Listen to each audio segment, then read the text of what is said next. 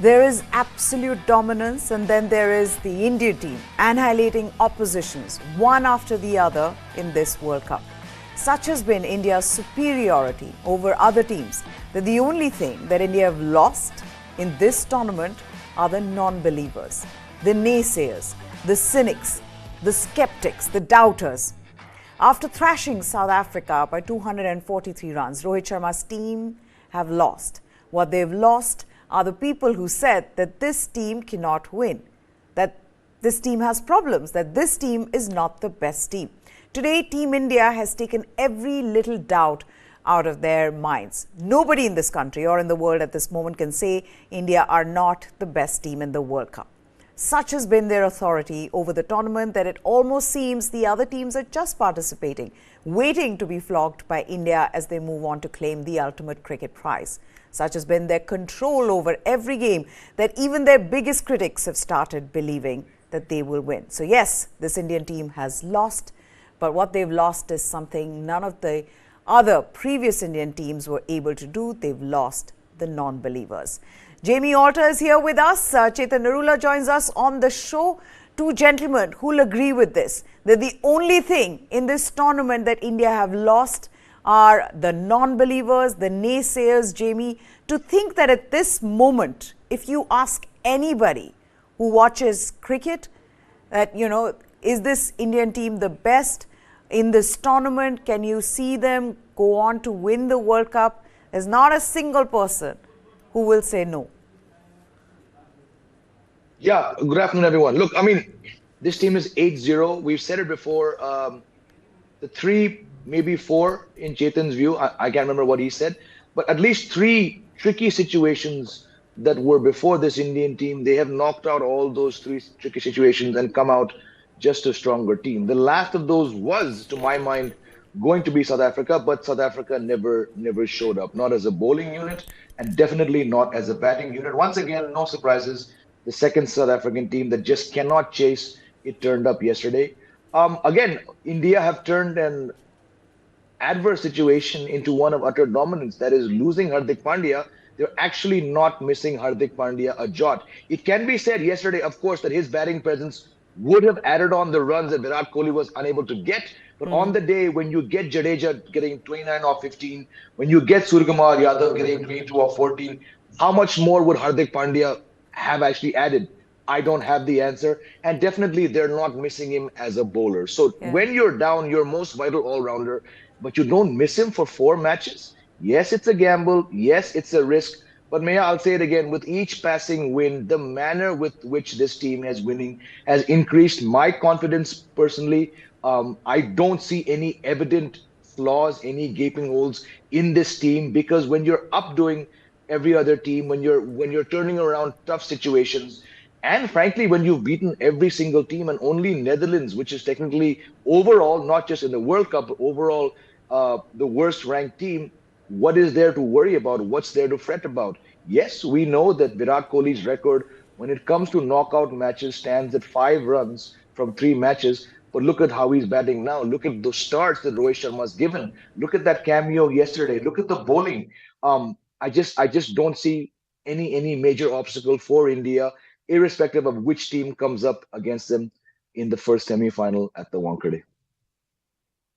The specific game, I'm talking about in the larger perspective, Chetan, how good has this team been? That the one thing, when you look at this team, you say, at least now, sitting here at this moment, in the way they beat South Africa by 243 runs, bowling them out for 83 before that, bowling Sri Lanka out for 55, you genuinely now believe that there's nobody here who would think that this team can't win from here.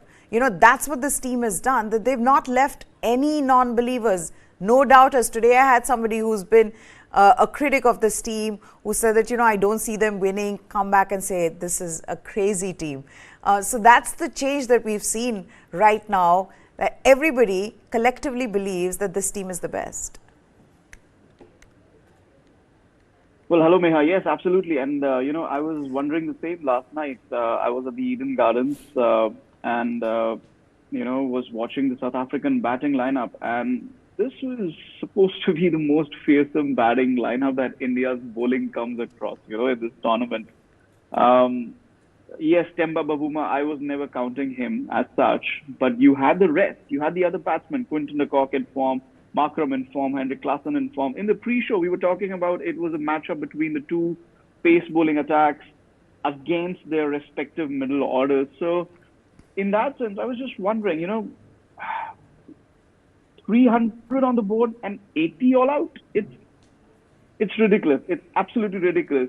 And later in the post-match conference, the South African coach came and he's like, there are two things here. A, this match doesn't mean too much because, we've already qualified for the semi-final. And that tells you a lot about that dressing room, that because they've qualified for the semi-final, is that the performance that they're going to put up?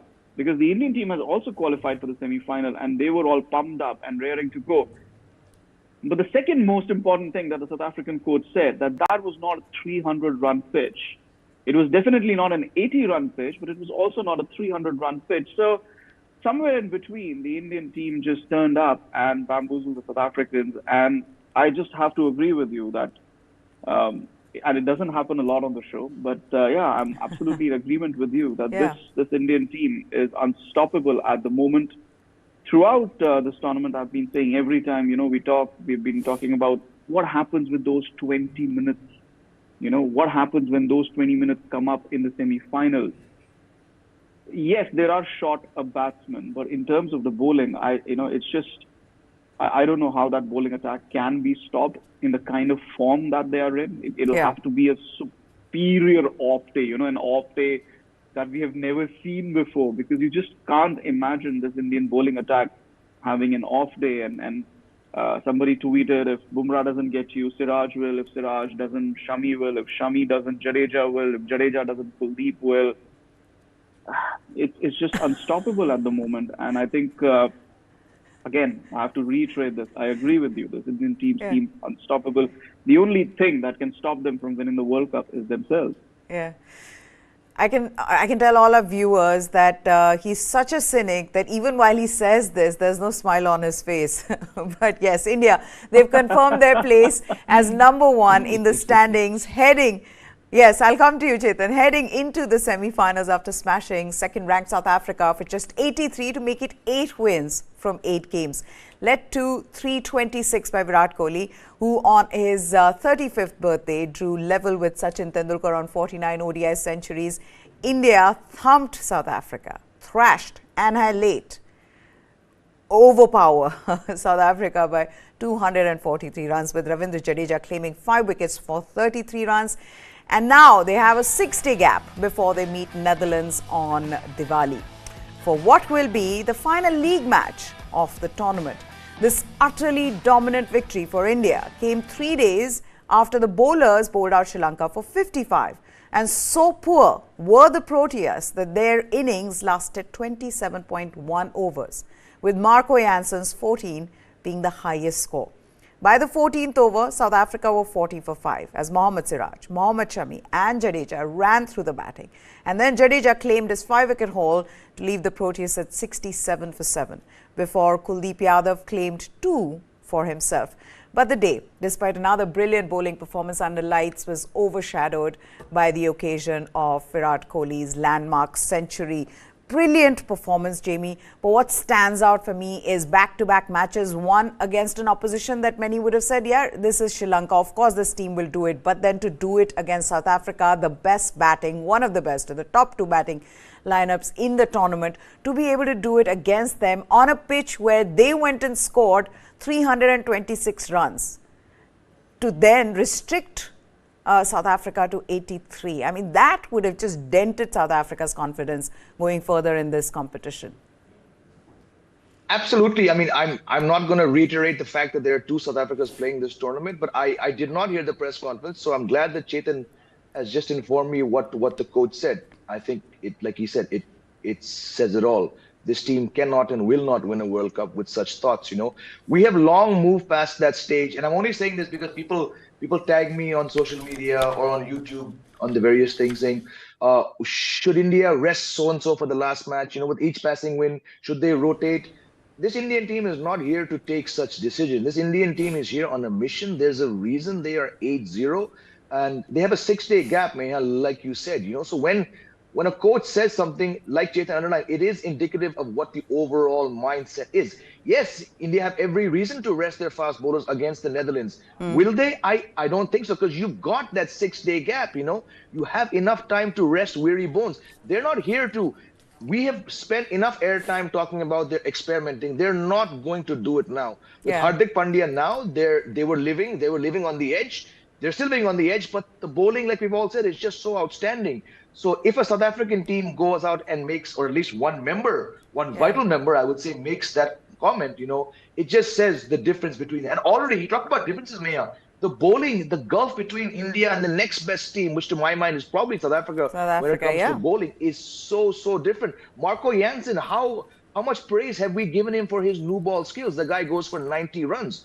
That is the difference between India and everyone else. So, like I said, we've had our concerns, valid concerns about, Chetan said it rightly, India losing to themselves. We've talked about those 20 minutes, those 7 overs, those 8 overs. We talked about just yesterday, I said the toss in the semi-final will be so crucial. I'm thinking after yesterday's win, even if the toss does not go India's way, what team are they going to face? Even Wankhede most likely. Okay, it's a batting beauty. What team is going to score 300 against this Indian team? There are none, Meha, none. It would mean that two bowlers, twist an ankle while on the field. That day that Chetan's been saying Kuldeep might have, it would take that day to come and then some. It's not going to happen, because beyond pure mechanics, beyond pure confidence, what this team believes it can do, and I said it that day, the South Africans probably were watching, at least with one eye, India's annihilation of Sri Lanka for 55 and saying, hang on. We probably lost half the match. And look what happened. How 83 all out? Yeah. South Africa? I also did not expect Babuma to do a thing. But like I said, the de Kock, which has got 500 runs and 400s, he's not going to turn up in a crunch match. And South Africa's coach can say all they want, but this was a crunch match because you're facing the best team in the tournament. So but I would think that yesterday, to all South African followers. Absolutely, but I don't think yesterday could have been choking. Yesterday was just them being outplayed, completely outplayed by India. But like Chetan said, look what the coach said. I was not aware, and literally hearing you speak, Chetan, I was like, he actually said that? Yeah. It just says why South Africa, to my mind, I cannot take them seriously. Okay, so this is what South African coach has said. He says they are a hell of a team. This is about, he's praising India, and he says they are a hell of a team and very balanced and highly skilled. There is no way around it, which seems to be the narrative now. In international press, among international former cricketers, you talk to anyone, the one thing they talk about is that there is no way around it. They won every game and they won it well, which is what Chetan was referring to as well, that, if Mohammad Shami won't get you, Siraj will. If Siraj doesn't get you, Bumrah will. Bumrah doesn't get you, Kuldeep or Jadeja will. That's how good their bowling has been. And this is, Wasim Akram is saying it, Michael Vaughan is saying it, Rob Waters is saying it. You ask anybody. At this moment, that is the narrative around this team, and that has been created because of how good this team has been. So, this is Shoaib Akhtar, who says that, everybody is overwhelmed by the Indian bowling unit. He says credit goes to the bowlers as they are performing brilliantly. It's high time that you start regarding Indian pace bowlers as you do it for their batters. It's time to celebrate fast bowling in Indian cricket because they've done a wonderful job in the last 3 or 4 matches and they are looking apart, which they're looking different. They're looking apart better than everybody else. And Chetan, that's what's been the standout really. I mean, we're going to get it to Virat Kohli's 49th century. Of course we will. But we've just got to sit here and, spend more time on India's bowling attack. What amazes me is that how they've all come together to bowl this well. They're the same bowlers who were, at one point we were asking these questions. Mohammad Shami, will he be able to do the job? But he comes in and completely changes everything for this team. Siraj, again, he's had a couple of off matches as well. He's got wickets, he's gone for runs. Jasprit Bumrah, of course, he's the fast bowling god here, so that's fine. But everybody else suddenly is doing so well. it's incredible to watch as a journalist. Yeah. Uh, I'll say two things. One, obviously, the impact on Siraj has been brilliant. Ever since Shami has come in. What was Hardik doing for India? And I disagree with anybody who says that he was not effective or he did not impose himself in the few games that he played. He did. He gave Rohit Sharma a lot of control, a lot of options in the middle overs coming in as first change. Especially in those games, Siraj was not really performing well. So Hardik gave them an option. But what Shami has done is just remarkable in that sense, because the only thing that Hardik was not able to do was run through sides and run through top orders. He has a wicket-taking ability, but he doesn't have that wicket-taking ability in bunches. Mohammad Shami is a fiery test bowler. What do test bowlers do? Test bowlers pick wickets by the twos and threes. You give them one, and they'll give you another one, and then they'll give you another one. This is what Mohammad Shami does. He's an out-and-out fast bowler. He's an out-and-out spearhead. He's an out-and-out wicket taker. So that's where the difference is with somebody like a Hardik Pandya. And I think that element and that quality has improved the Indian bowling as a whole. It has given you the control, that you're seeking. If, say, Siraj goes for some run, then Shami comes in, gives you that control because you have a space spearhead coming in who will take wickets by the bunches. Then obviously he's giving you wickets. So what I'm trying to say is it has allowed Siraj to grow in his role. It has allowed him to become a little more comfortable in that role that, okay, you know what, even if I don't pick wickets, you have somebody who's going to be able to do that, both in terms of control and in terms of wickets. And that's perhaps taken the pressure off him and allowed him to pick up the wickets. He's not picked up too many wickets, barring that one game against Sri Lanka, but he's getting you the breakthroughs. More importantly, he's bowling with his tail up, as the phrase goes. And now I'll make the second point, and it might just sound very weird to say this, that maybe I was the only one out there out of 70,000 people. I don't know about other journalists, but I'm counting myself there. I wasn't as excited to see the Indian batting yesterday. I wasn't that excited to see Virat Kohli score 100 yesterday, which was inevitable. That's inevitable. I'm classifying Virat Kohli's 100 as inevitable. I was more excited to watch the Indian Pacers bowl yesterday. That excited me yesterday. That there is something special happening here when Bumrah was bowling, when Siraj was bowling, when Mohammad Shami got the ball, and the Eden Gardens erupted with Shami. It's his home ground. Yeah. He may be living and bowling in UP now, but this is his, influential home ground where he played his all, the starting cricket and growing up and everything. So that was brilliant to see. And I think that excited me more than the Indian batting. And perhaps Shoaib Akhtar has a point that we need to praise the Indian Pacers in particular more than the Indian batsmen in this tournament, because look at what we have chased and look at what we have scored and what has been defended.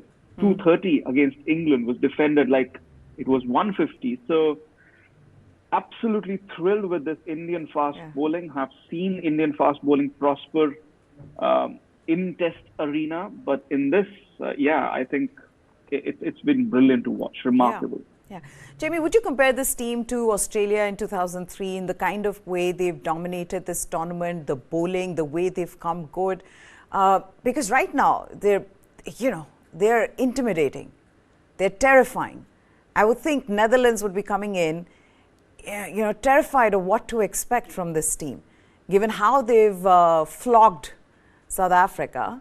So if you were to look at the other World Cups, which other team comes close to the kind of dominance that we've seen from this Indian team? None.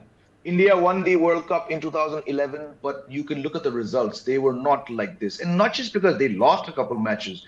They were put under pressure repeatedly, even by the Netherlands last time, by Ireland. Yuvraj Singh won new matches against Netherlands and Ireland because of his all-round skill. When? Barring, and how distant, Chetan, Meha and our viewers, how distant does 2 for 3 in that rear-view mirror look now? Barring 2 for 3 on October 8th, when has this team been put under immense pressure? 11, they lost to South Africa. there was a tie against England. A tie? Is this team even coming near a tie? Not a chance. Again, unfair to compare eras, but if you're looking at this tournament and comparing it to when has India been unbeaten 8-0 with such margins? They may have been unbeaten, I don't remember the stats, but not one match has gone down to the wire. This, like Chetan just mentioned, 229. The bowlers made it look like 529. South Africa, barring, I mean, forget Bavuma, de Kock down to Jansen. Jansen was the highest score with 14. So even factoring in for the unfair angle of comparisons, when has any Indian team have been unbeaten and then been unbeaten by such margins? So again, you brought up Australia. The core of that Australian team started in 96 and then lasted until 2007. They won 99, 2003, 2007. This Indian 11 will never play another World Cup match. It's a fact. Bumrah is not going to be around in 4 years' time. I'm not talking about them doing 3 World Cups back to back. I'm talking about in a single World Cup in 2003. Do you think that's the kind of dominance that you've seen? In a single World Cup, I'm going to say, this is what I was getting to. This is even better to my mind than Australia, because you had a Warne, you had a Bretley, you had a McGrath.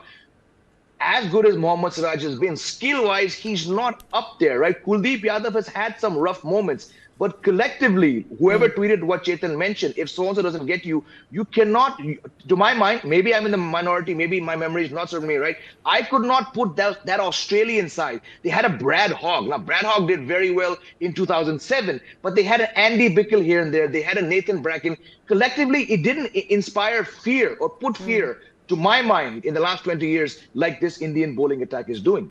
Okay. Chetan, do you agree? I'm going to then talk about Virat Kohli. Like I said, I have said previously, I don't like to compare eras, but there's this one statistic that has been, in my head. There was this game, Australia-New Zealand in 2003. They were 97 for 6 or 97 for 7, Australia. And they won that game by 90 runs. Andrew Simons and, who was it? Andy Bickle? The guy with the flowing golden hair. Andy Bickle and Michael Bevan, they scored some runs, and then Andy Bickle took 6-7 wickets or something like that. So it was brilliant to watch. And look, I'm not going to say that which side is better, which side is perhaps not better. Maybe this Indian bowling attack will do better than the Indian bowling attack in 2003 in the final. When we conceded 360 runs. Again, I don't like to compare eras, but the point is to be under that pressure and then recover. I think that's a very, very remarkable attribute to any champion side.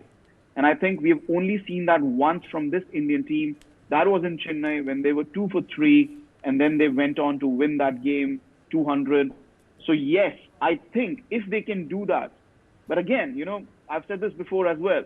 The only comparisons start on November 20th when Rohit Sharma has lifted that trophy. I think we should hold on to comparisons till then. Okay. But I would also like to add one more thing before we go to Virat Kohli. I tweeted this a while ago when Australia won their 5th game. The real challenge to India is not going to come from South Africa. It's going to come from Australia. And I'll tell you the reason why. You pick up the bowling charts right now. Who are your top 5 wicket takers? Number 2, number 3, number 4, number 5 are all pacers. Number 1 is a spinner, Adam Zampa, 19 wickets. The way he bowled against England showed you this is one spinner in this tournament who understands the conditions and who can take wickets in these conditions. And his entire bowling attack, the Australian attack, is revolving around a spinner. I think in that perspective, Australia is the only team. I don't know if it's going to happen. Yeah. But if there is one team, the way they are playing, 5 consecutive wins, everything is clicking for them. Even when Mitchell Marsh goes back, and he's coming back, by the way, and then Glenn Maxwell, even when those two are missing, the way they defeated England with their bowling, with their fielding, they lifted those levels again. If there is one team that can challenge India, it's Australia. That's the only threat remaining in this tournament. At some point, it is going to come, whether in the semi-final or in the final. I think that's going to be the game to watch out for. Okay, let's also listen into some of the fans before we move on to Virat Kohli, what they had to say about India's win. We are invincibles. We are going to lift the trophy this time. Eden has been my childhood dream. Since VVS 281, I always wanted to watch a match in Eden. this time I think no bigger stage. Last के 10 over में जो run कम बने, शम्सी की bowling का पूरा reading हो गया था। रोहित शर्मा ने वो रीड करके शमी को बॉल ना देके रविंद्र जडेजा को थमाया। जो बॉल जिसको बॉलर बना रहा है उसको सोना बना रहा है। रोहित शर्मा की कैप्टनशिप देके, रोहित शर्मा जो जैसे आईपीएल में कैप्टनशिप करते आ रहे हैं मुंबई इंडियंस के लिए, वैसे इंडिया के लिए करा रहे हैं। और इंडिया वर्ल्ड कप तो जीतेगा ही।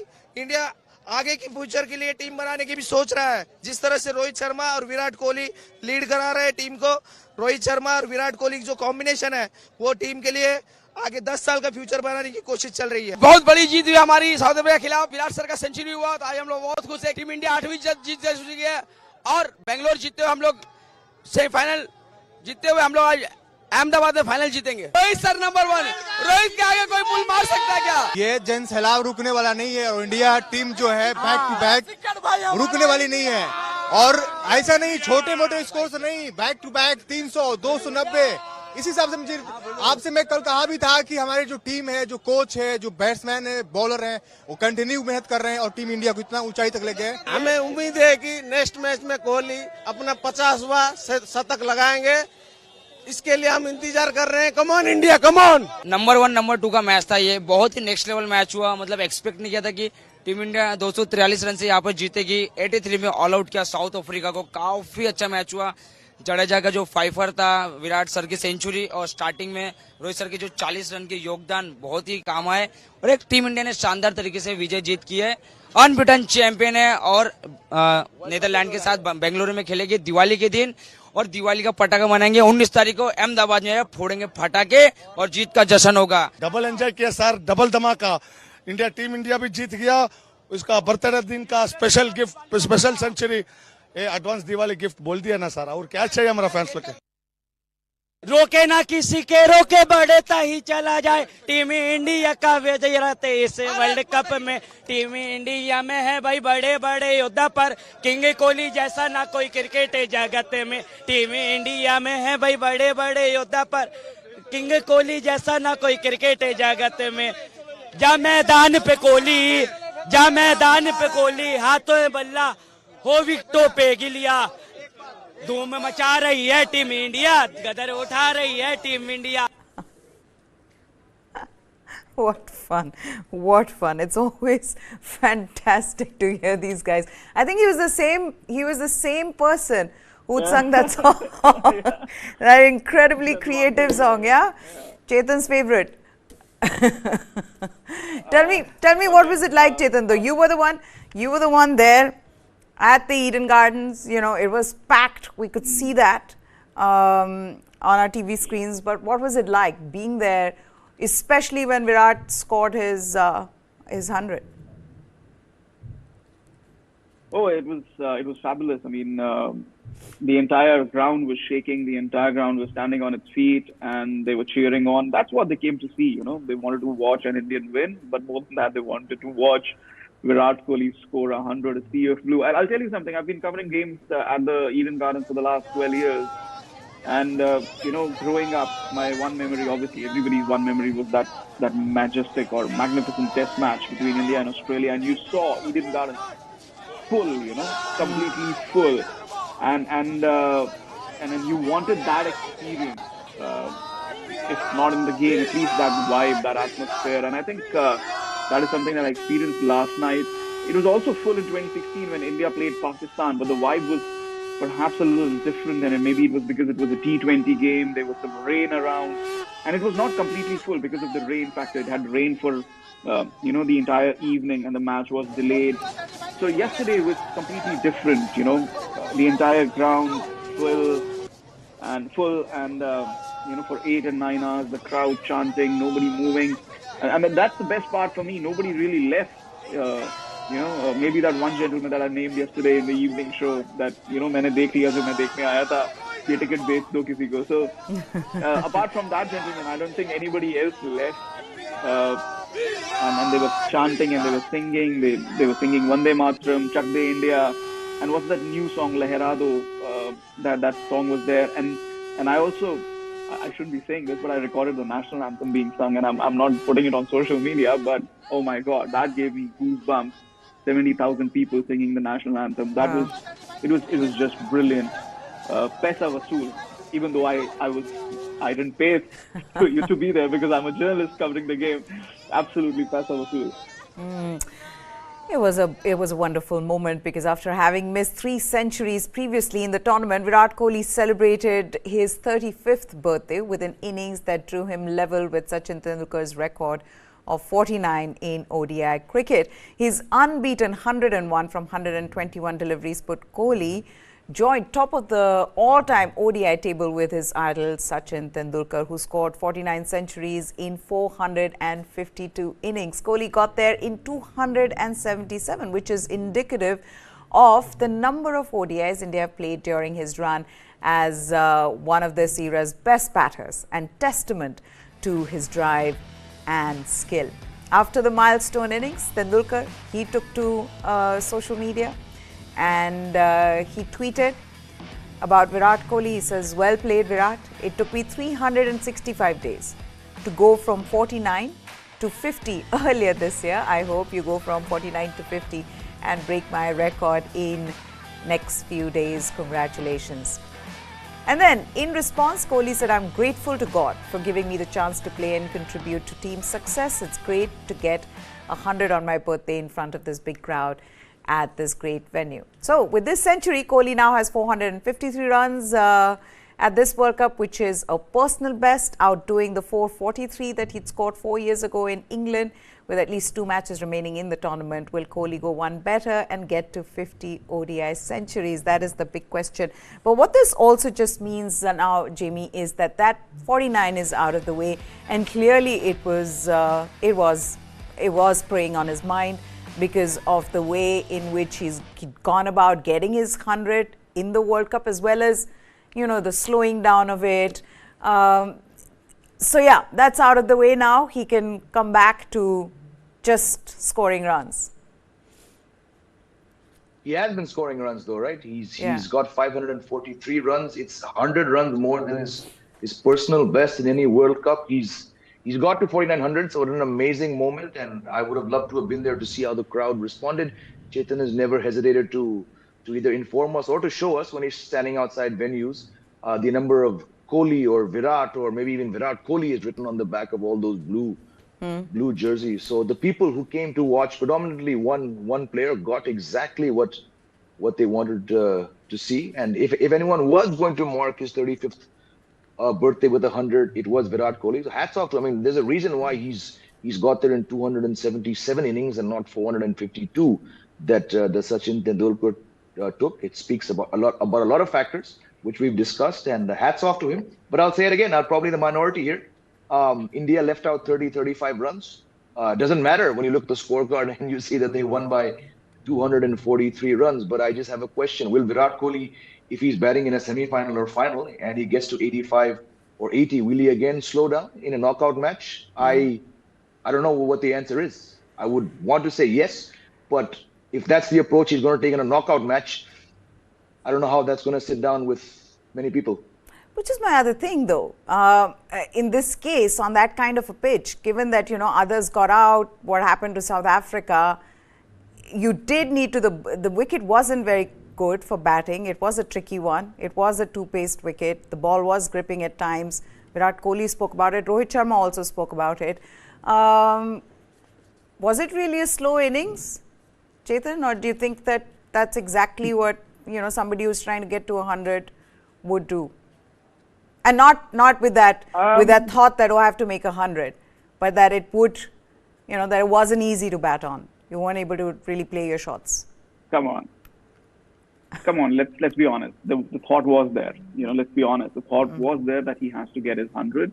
But it's not just the only way to look at his innings. I think, you know, I've had a lot of time to reflect since last evening about the way he got to his 100. Let's look at it from different perspectives. Was 300 a great score on that pitch? Yes, it was a great score on that pitch. Irrespective of how many South Africa got, there was never any doubt that South Africa would not be able to chase 300. Let's be very, very clear about that. But does that mean that India got the runs that it should have? No, it did not. Jamie says 30-40, I say 25-30. Somewhere between that, somewhere between 20 to 40 runs more they should have got. They should have got the way they were batting, the way they had created the base. Now, let's come to the other point, which it raises. The team management. The first thing Virat Kohli comes out in the innings break when he was being interviewed. What's the first thing he says? The team management told me to bat deep.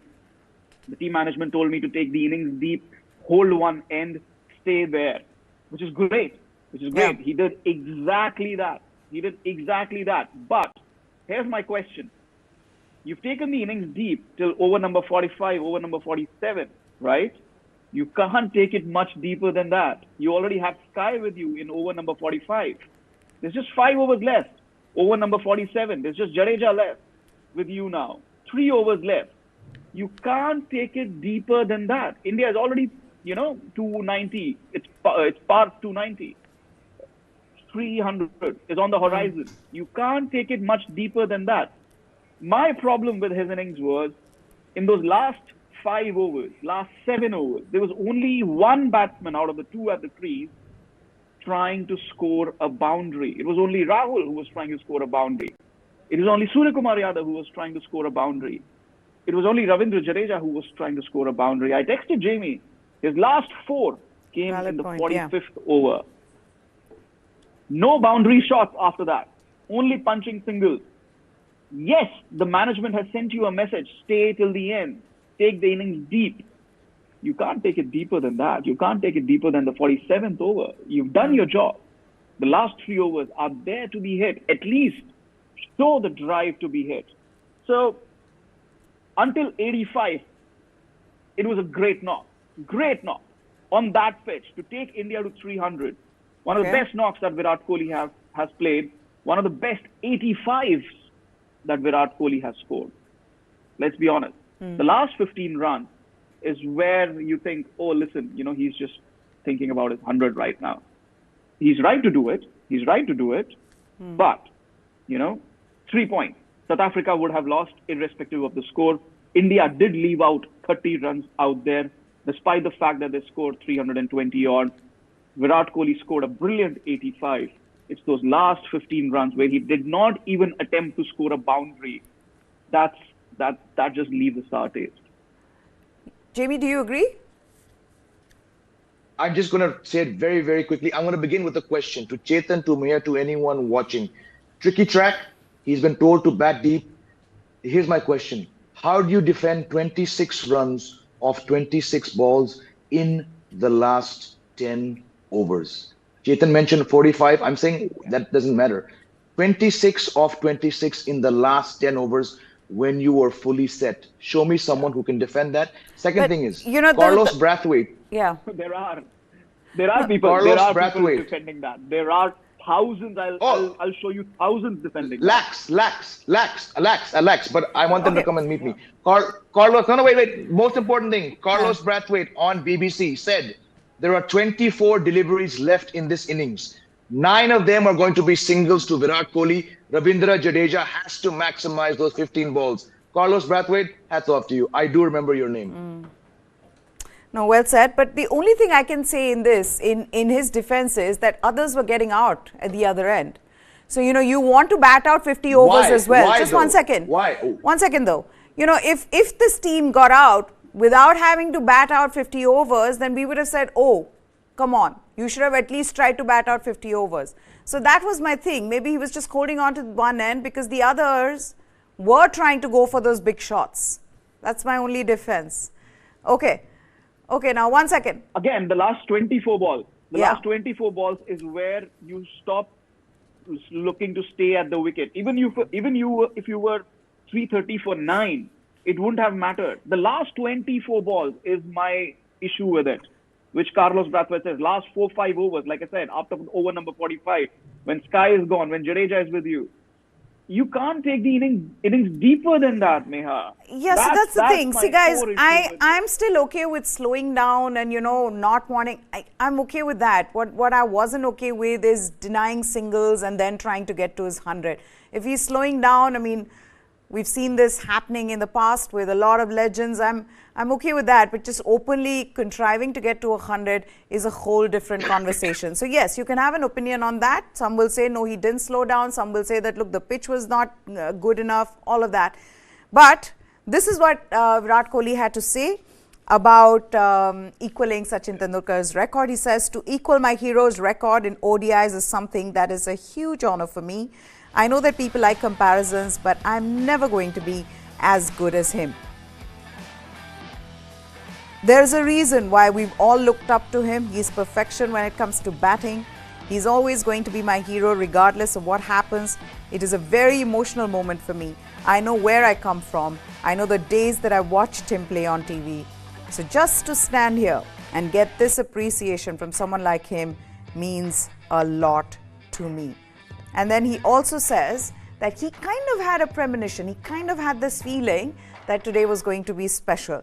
This is wonderful. I want to have that feeling when I wake up on my birthday. So I have this feeling today is going to be special. And then, you do something as incredible as that. But this is what he said. I had this sense of it's going to be special. It's going to be something more today rather than it's just one more game in the World Cup. I did wake up with that excitement. Yes, it was a big game. We were probably playing the toughest team in the tournament that we'd played so far, to be honest. They played some amazing cricket. There was this motivation of wanting to do well for the team because it happened on my birthday. People made it a bit more special for me. Now, Ravindra Jadeja, who was at the other end, guys, this is his comment on Virat Kohli's 100. He says, I think this will be very special for Virat himself. It was a very tough pitch and at times it seemed that even 260, 270 looked par. He rotated the strike, and at a stage when runs dried up and their spinners were bowling well, to rotate the strike and remain not out while taking score beyond 300, it takes effort. You couldn't hit big shots. Credit how Virat handled their spinners. We always had an idea that Kolkata is a low bounce track that aids spinners. We knew wicket would play slow. So Ravindra Jadeja clearly saying that, look, this wasn't an easy pitch. But quickly, let's come to the match. Today's game. This has been surrounded by a literal cloud as terrible AQI levels and pollution at New Delhi have forced both Bangladesh and Sri Lanka players to skip training in the lead up to their fixture at the Arun Jaitley Stadium. But the pollution issues aside, both teams have plenty of concerns. Bangladesh and Sri Lanka are out of that semi-final race. Well, Sri Lanka still there, mathematically have a chance, but Bangladesh out. They have to somehow qualify for the 2025 Champions Trophy. Both have batting worries, both have bowling worries. But at the toss, Bangladesh have won the toss and they have opted to bowl. That's right, Bangladesh have won the toss, they've opted to bowl. Shakib-ul-Hasan, their captain, says that it's going to be a good surface. I once again don't know why would you bowl here in the way we've seen what teams have done at the Kotla. But yes, Shakib-ul-Hasan said there was a lot of dew when we practiced. There are still a lot of expectations, but we couldn't fill up. We have 2 more games.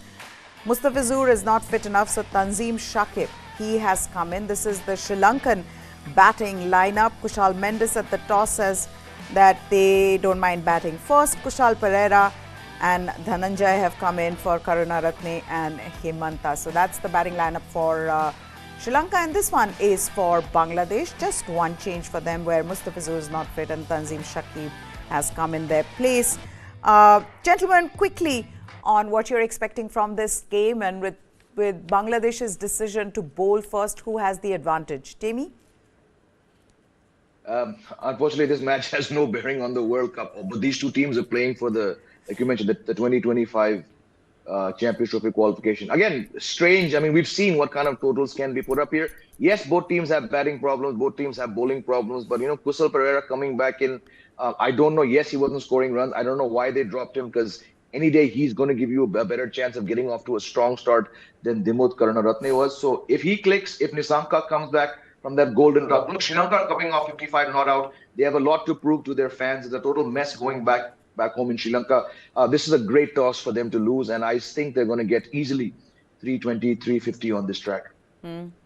Chetan, with this backdrop of AQI, the air pollution, that being a problem, primary schools in Delhi are closed, and ICC have said that they're monitoring the situation, but clearly the AQI hasn't gotten better, and the match is still on.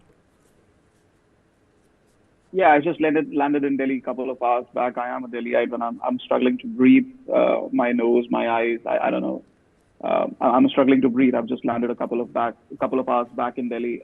It's a nightmarish situation. I'll give you a prediction. I don't see this match being completed. I don't think 100 overs will be played. I don't see this match. I think this match will be abandoned at some point today. There's just no condition to play sport, international sport. No condition to play a World Cup game. I think it should be an international embarrassment for our politicians. Both the central and the state government are responsible for it. The Punjab government absolutely responsible for it. These are no conditions to live. That's I think it's just a man-made disaster of epic proportions. Yeah, it's an absolute mess, and with one party blaming the other, and that's just how it keeps going on. And at the end, this is the time every year. This is the time that we all have to face this big problem in Delhi NCR. But thank you so much, guys, for joining us here. Chetan Narula and Jamie Alto. We'll find out as to what happens with this game between Bangladesh and Sri Lanka at the Arun Jaitley Stadium today. That's it from us. Goodbye. Thanks for watching.